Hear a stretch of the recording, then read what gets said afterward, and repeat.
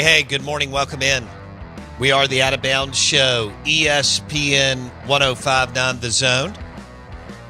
The show, especially when we have Steve Robertson on, is brought to you by Two Brothers, phenomenal bar and restaurant in Starkville. And their new sister restaurant is Older Brother Bistro, which is nothing short of amazing. Cocktails, cold beer, Key City beer, street tacos and wings over on the Two Brothers side, along with the Bacon Mac. Damn, that sounds good. And then Older Brother, I would recommend the Reuben, the Muffaletta, and the Lox Bagel, all at Older Brother. Hell, their cheeseburger's amazing over at Older Brother, but all fabulous. Barton Simmons and the team doing a great job. We want to welcome in Steve Robertson, genespage.com, 247 Sports. The Boneyard Podcast. Steve and his team uploading content like every 37 seconds on genespage.com, depending on which board. Steve Robertson, what is the latest? What have you heard as far as the Oklahoma athletic director job and Zach Selman? Well, it's been a little bit quiet here as of late. I mean, you know, when the retirement news makes the round, obviously everybody puts together their hot board and things of that nature, and Zach is an obvious candidate. And, you know, it's going to be interesting. You know, supposedly, you know, the chair of the committee wants to go hire somebody from in the business world because, you know, college sports has become so much more of a business now with a payroll. But, to suggest that Zach Selman wouldn't have interest in that job is to be a little bit short-sighted. But I think this is going to be something that probably plays out closer to the end of football season rather than just something here in the immediate future. But, I've had some conversations, of course, with people pretty close to all of this, and there's some concern, obviously, but there's been no decisions made at this point. All right, so this guy, Randall Stevenson, former CEO of AT&T, Oklahoma Sooner alum, it sounds like he may be leading it, but I find it hard to believe, Steve, that Joe Castiglione, with 27 years building power and influence and also making some really good hires. I mean, the Venables hire isn't, but there's a bunch of them, from Skip Johnson to Bob Stoops to Lincoln Riley was a good hire, I guess. And I'm sure there's many others they've won in other sports. But, I mean, Steve, I'd have to believe that Joe Castiglione, who's retiring at Oklahoma as the AD, is going to have a big say in this too. Do you agree? Oh, I absolutely do. And I think that's an interesting dynamic in all this too, because, you know, Joe's going to hang around for a couple more years. Yeah. You know, and kind of be in the backdrop a little bit like Jeremy Foley was, you know, with the AD Emeritus type situation. And so one would reasonably assume that they would likely hire somebody that already either has a relationship with Joe or would be comfortable with that working relationship. Because you or I, right, we would not be comfortable going in and say, okay, well, here's the keys to the car, and then have a backseat driver all the time telling us what we should do, right? So I think it's reasonable to assume that it will be somebody that's got some type of relationship with Joe, and that's a number of people, right? I mean, you know, Mike Alford's a guy that obviously makes a little sense for them. Kirby is a guy that makes a little sense for them. You know, so we'll see how it plays out. But I would suspect that not every AD candidate in the country would be comfortable with their predecessor still, you know, having some sense of influence the first couple of years there. Okay. I go back to what you and I discussed a couple of weeks ago. Some of the men and women that have been under Joe Castiglione are, even though I'm sure most or all of them think the world of him, are with where they are in their career, Steve, they don't want to be a co-AD with Joe Castiglione for 2 or 3 years. Well, I agree with that. And I think the flip side of it too is, you know, and you talk to Zach and you talk to Rachel Selman. I mean, you know, they're happy here. Sure. You know, and they enjoy the community. And Rachel will tell you, Rachel's probably one of the biggest advocates the Starkville Chamber of Commerce could ever have, you know, because she'll tell you it's a great place to raise a family, and she's made some great friendships here. And so I don't think this is ever a scenario where anybody thinks, well, you know, they're just ready to get out of here. I don't believe that at all.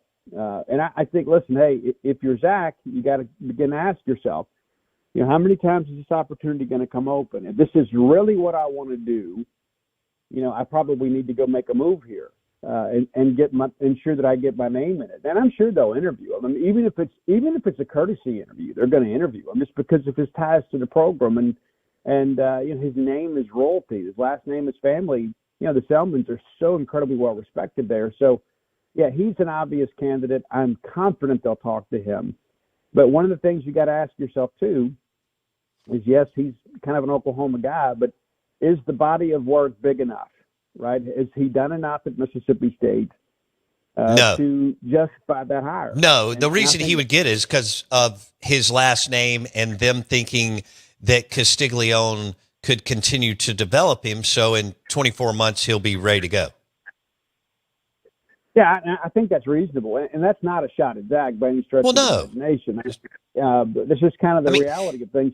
Timing is everything in all this, right? Yeah, I mean, he does. This is not a shot at anybody. He doesn't have the same resume as Kirby Hocutt, right? I mean, Kirby's older, and he's been an athletic director longer. I mean, that's not taking a shot at anybody. That's just the cold, hard facts. And then you look at what Texas Tech's done in, NIL stuff. Golly, man.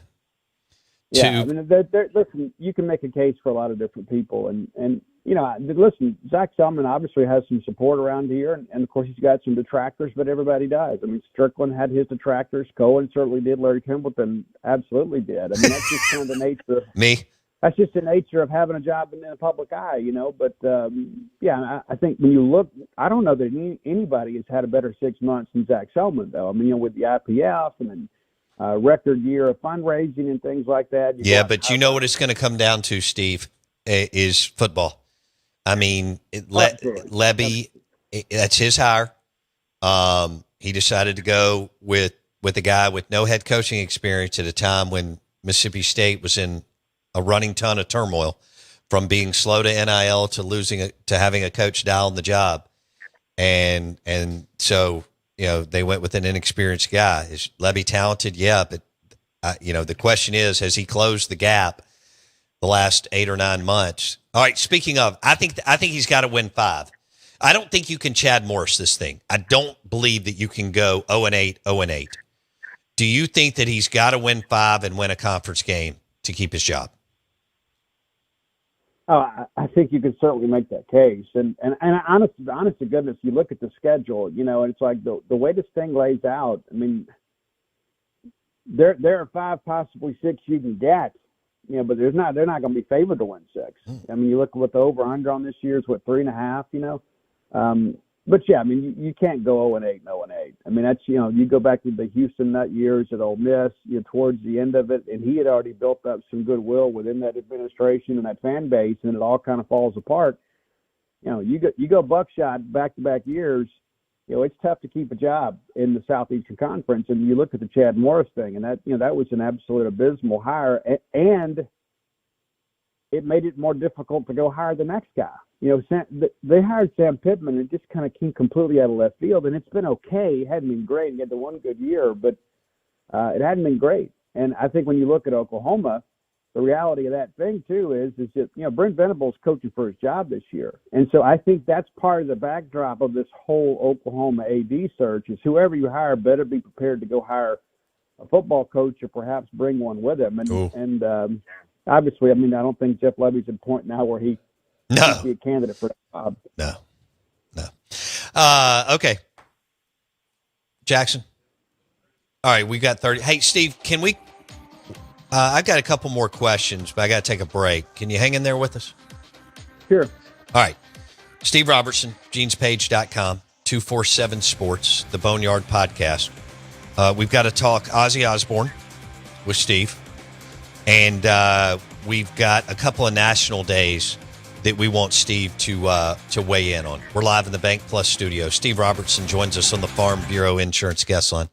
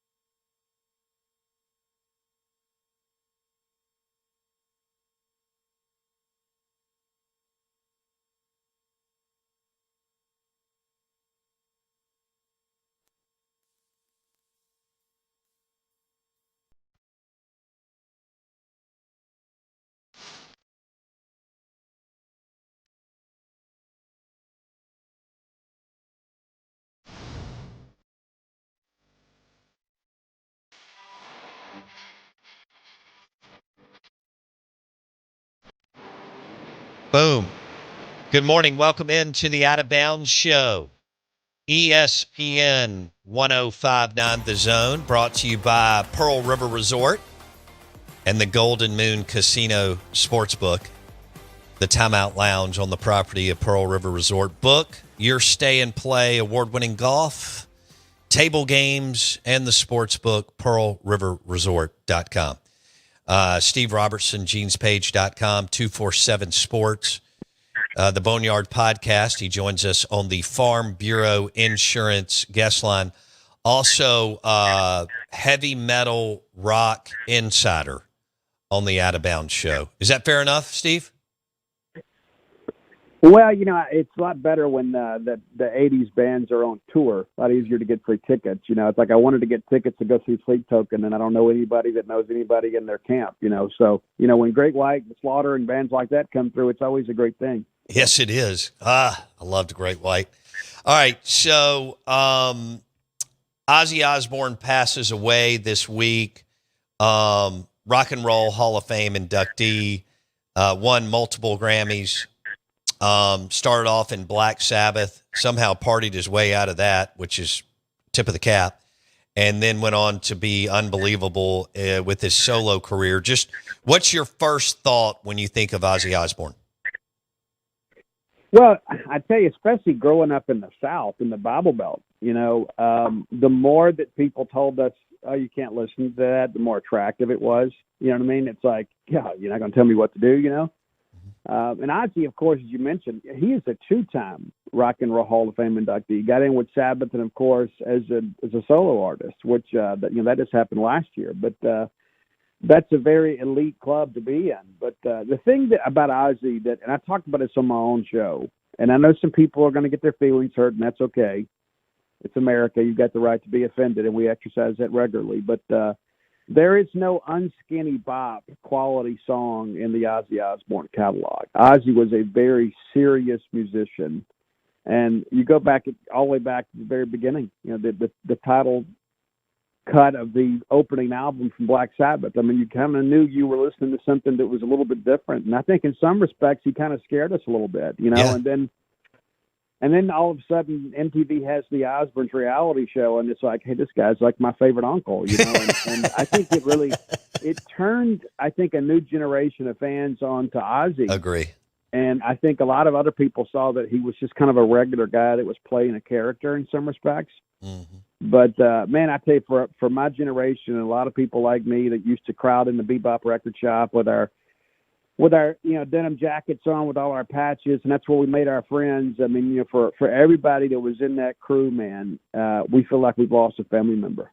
And how about him performing live in Birmingham, England on July 5th, right before he passes away, Steve? Yeah, and I got to watch that, and it was so incredible seeing Jakey Lee back. Jakey Lee obviously kind of drank himself out of that too, and I think the peak years were the Jake years, and of course there's some people that want to argue that, and that's okay, but seeing Jake back on the stage at an Ozzy Osbourne event was great. But the opening bars of My Mom's I'm Coming Home, as soon as that started and Ozzy kind of began to get a little bit emotional, I could just kind of feel it in my countenance. I said, he's telling us goodbye right here. We're never going to see him again. This is the last time that we're ever going to see him perform that song. And you looked around, they showed the video of the crowd, and there's people of all generations just bawling their eyes out. And I think we all kind of knew it's just a matter of time. We just didn't think it'd be this quick. Yeah. Unbelievable. He was 76 years old. I guess I thought he was older, but, you make a good point on the MTV and the Osbournes show. That introduced him to like several new generations. Like Jackson's over here pointing at, Jackson's 33, and I think you nailed it, Steve. It introduced him to a younger generation than those of us that started listening, whether it was the 70s or the 80s. Well, the first thing I'll say is there's no way I believe Jackson's 33. And the number two thing is that if I had told you back in 1986 that Ozzy Osbourne would outlive Theo Huxtable from The Cosby Show, yeah, You would never have believed that.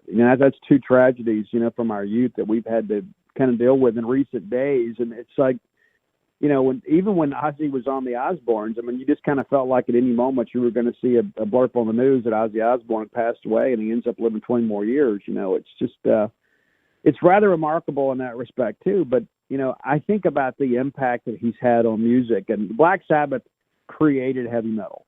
And that's kind of undisputed. Everybody that knows the genre will tell you Black Sabbath, with their chord structure and all that eerie stuff they did, all of that birthed the genre. So all the stuff you have today, with Bad Omens and Sleep Token and bands like that, it all comes from the Ozzy Osbourne tree. And music would not be the same. And Gene Simmons said it last night best. And he said, everybody else, you can say, well, this is where they got that from. Ozzy was a true original. There was nothing before him. He was the godfather of this entire genre. And he really just didn't care. He was so unapologetically himself.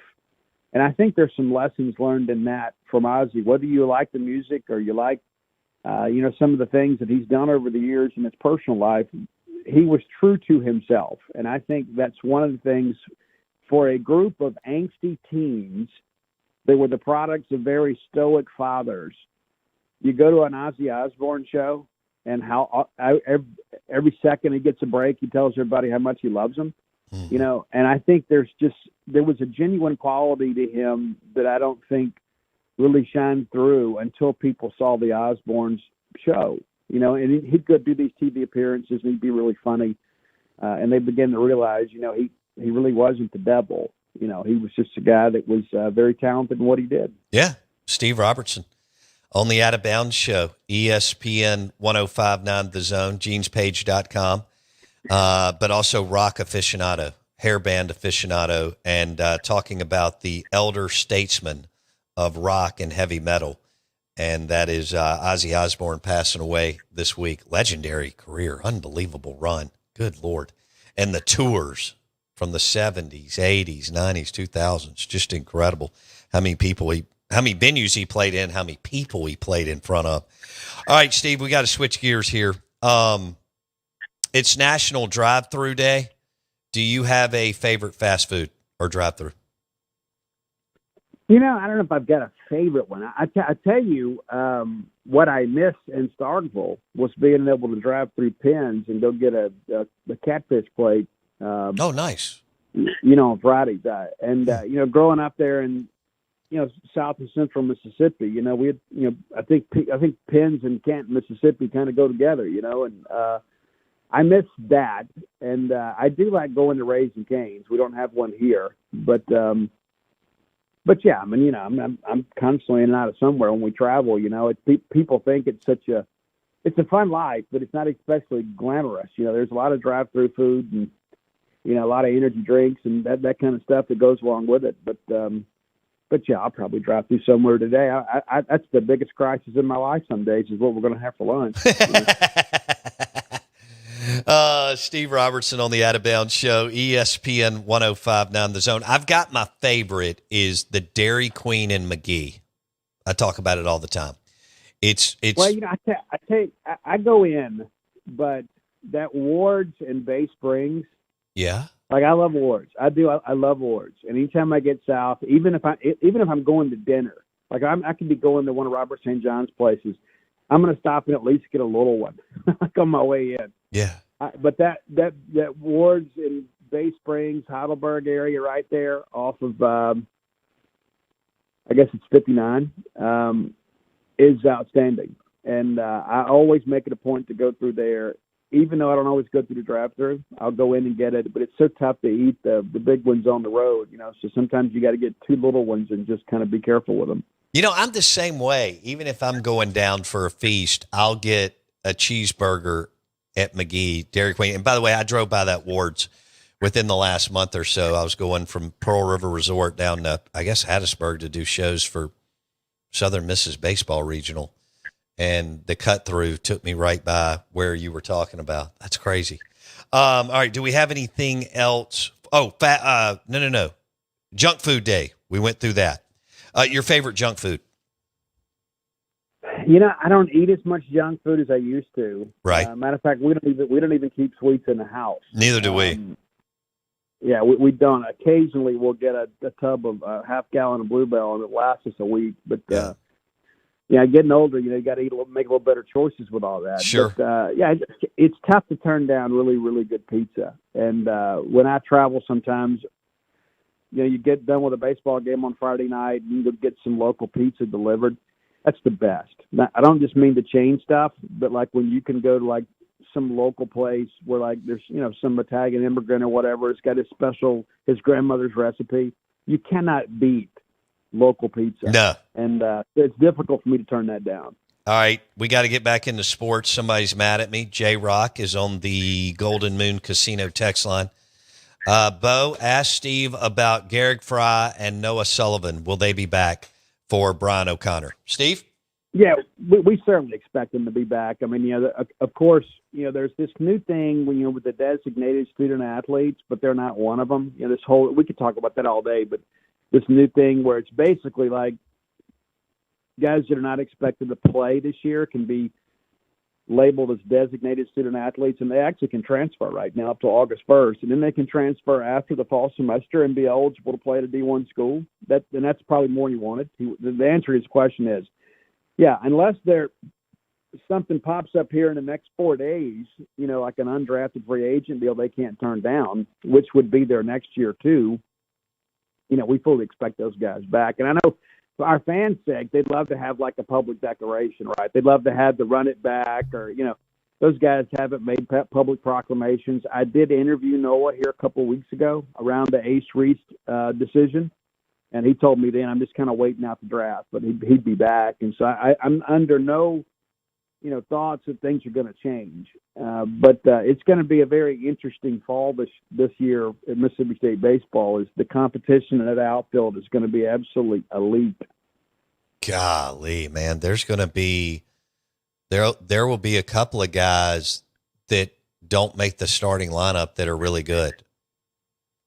Yeah, and I'd say something else. Honest to goodness, with the amount of talent they've kind of put together, there are going to be some spring scrimmages that'll probably be more competitive games than State's going to have the month of February, and on into March before you get into SEC play. I mean, they've done an incredible job putting this portal class together and, of course, navigating through the draft. And, there's a lot of reason to be excited. And I'm jacked about, going out there and playing in Texas, though.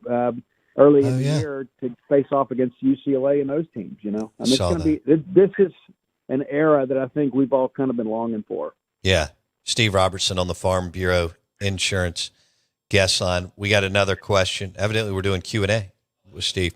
Genespage.com 247 Sports. Bo, would you ask Steve about Mike McIntyre? Will he be the de facto defensive coordinator? Steve? I don't know that I would go exactly in those terms. I had a chance to visit with Mac, just a few minutes here, a month ago now. Time flies when you're having fun. But I had a chance to just kind of sit and talk to him in Palmero, and he is absolutely thrilled to be here. And I love that aspect of it. I think having him and Paul Rhodes here just to kind of help with the self-scouting and the game planning aspect of this. And I think, listen, if you're Jeff Lebby, if you're going to run it back with Coleman Huxler, you got to get him some help. And that means personnel-wise on the field and off. And I think Jeff has done a good job with that. Obviously, you allocate a lot of scholarship spots and a significant amount of financial resources to get some more defensive guys in here. But if you just did that, I don't think it'd be enough. You go get Rhodes and you go get Mac that can come in here and really shore up your staff. And I'm excited about that aspect of it. And I think that's something that kind of gets lost in the conversation. But having two guys with those great defensive pedigrees, two former Power 5 head coaches now working as analysts on your defensive staff, I think things should only get better. Okay. All right. Do you think, they finished 16th last year in the league in defense by a long, road and gap. People raised hell about Peter Sermon. I think he finished 70. Oh God, I looked it up, Steve, the other day. 74th or 77th in defense. Last year's defense at Mississippi State finished 114th. There's not that many more teams behind you. And so having said all that, do you think that they can finish better than dead last on defense?